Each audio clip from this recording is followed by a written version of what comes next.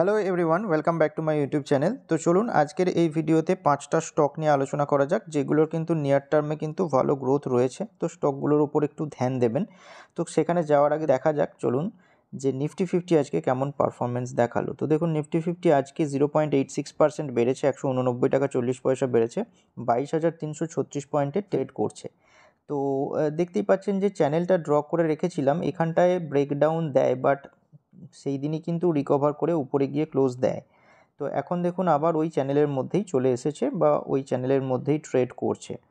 তো যেহেতু ওই ইসরায়েল আর ইরানের ওয়ারের ব্যাপারটা একটু ইজ হয়েছে, মানে সেই রকম টেনশনের কিছু বিষয়টা নেই, তাই আবার নিফটি কিন্তু পুরনো ছন্দে ফিরে আসছে ধীরে ধীরে। তো 23,000-এর দিকে শর্ট টার্ম বেসিসে মুভমেন্ট দেখা যেতে পারে। দেখা যাক নেক্সট ডেগুলোতে কেমন পারফরমেন্স দেখায়। তো ওই নিউজটাই দেখুন এখানে বলা হয়েছে যে Indian equities close higher on Monday as Israel Iran tension eases, মানে টেনশন যেটা ছিল সেটা একটু ইজ করেছে, সেই কারণে কিন্তু ইন্ডিয়ান ইকুইটি হায়ারে গিয়ে ক্লোজ দিয়েছে। তো সেটাই এখানে বলা হয়েছে। আর দেখুন এখানে সেটা ডিটেলে লেখা আছে যে সেন্সেক্স এবং Nifty fifty ended higher as investor worries subsided after Israel and Iran downplayed an apparent Israeli airstrike near a major airbase in central Iran, signaling the two countries do not want the tension into full-blown war. তো সেই জন্য দেখতেই পাচ্ছেন যে দুটো country কিন্তু ফুল blown war চাইছে না, সেই কারণে কিন্তু মার্কেট আজকে ভালো পারফরমেন্স দেখিয়েছে। সেন্সেক্স দেখতে পাচ্ছেন 0.8% বেড়েছে, আর নিফটিও 0.9% বেড়ে ক্লোজ দিয়েছে, যেটা ভালো খবর আমাদের স্টক মার্কেটের জন্য। তো ওভারঅল সেক্টর পারফরমেন্স যদি দেখেন তো সেক্টরে দেখতেই পাচ্ছেন আজ সমস্ত সেক্টরই ভালো পারফরমেন্স দেখিয়েছে, গ্রিনে গিয়ে ক্লোজ দিয়েছে।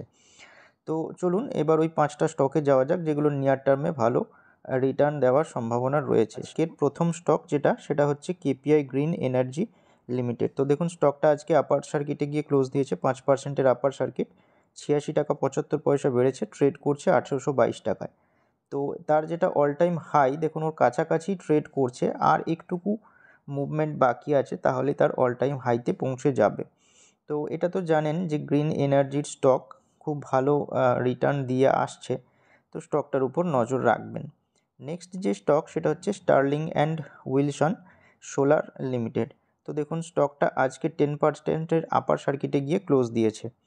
তো 56 টাকা 15 পয়সা বেড়েছে, ট্রেড করছে 617 টাকা 65 পয়সাতে।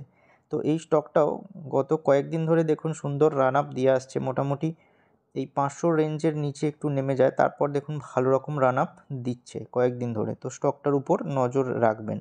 তো এই স্টকটার একটা নিউজ আছে যে প্রফিট এরা কিন্তু করে এই কোয়ার্টারে, যে কারণে কিন্তু ভালো রকম রান আপ দেখায়। এর আগে কিন্তু লস মেকিং কোম্পানি ছিল। তো সেটাই দেখুন এখানে বলা হয়েছে যে Sterling and Wilson renewable energy climbed to a consolidate net profit to 14.5 million Indian rupees in the fiscal fourth quarter ended March 31 against net loss of 4.15 billion rupees a year ago। মানে এক বছর আগে Q4 এর যে result ছিল সেটা 4.15 billion rupees loss করেছিল, সেখান থেকে কিন্তু 14.5 মিলিয়ন ইন্ডিয়ান রুপিস লাভ করে এই কোয়ার্টারে। তো যেটা কিন্তু স্টকটার জন্য খুব ভালো খবর।